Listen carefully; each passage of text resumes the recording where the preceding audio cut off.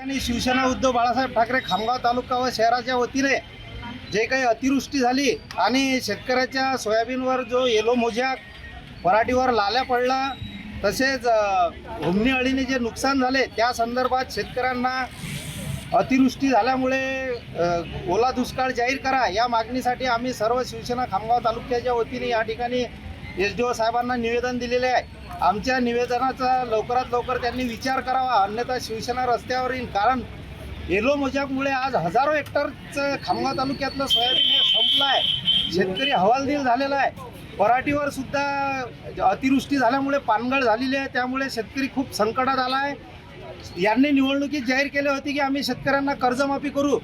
आतापर्यंत निवडणूक होऊन बराच काळ उलटून गेला तरी शेतकऱ्यांना कर्जमाफी तर झालीच नाही, परंतु आता शेतकरी अडचणीत असल्यामुळे शिवसेना ही रस्त्यावर उतरणार आणि नक्कीच त्यांना शासनाने त्यांचे पंचनामे करून त्यांच्या खात्यात हेक्टरी 50,000 रुपये मदत द्यावी यासाठी, या मागणीसाठी या ठिकाणी आम्ही आज निवेदन दिलेले आहे। तसेच या ठिकाणी वामन नगरातून येणारा जो काही रेल्वेचा रस्ता होता तो शासनाने या ठिकाणी ठेकेदाराने आतापर्यंत पूर्ण केलेला नाही, तो रस्ता बंद करून तो पूर्ववत सुरू करावा अशी आमची शिवसेनेच्या वतीने, शहराच्या वतीने व तालुक्याच्या वतीने या ठिकाणी मागणी आम्ही केलेली आहे। कारण या ठिकाणी नागरिकांना तो रस्ता पूर्ण नाही, त्यामुळे खूप त्रास होत आहे।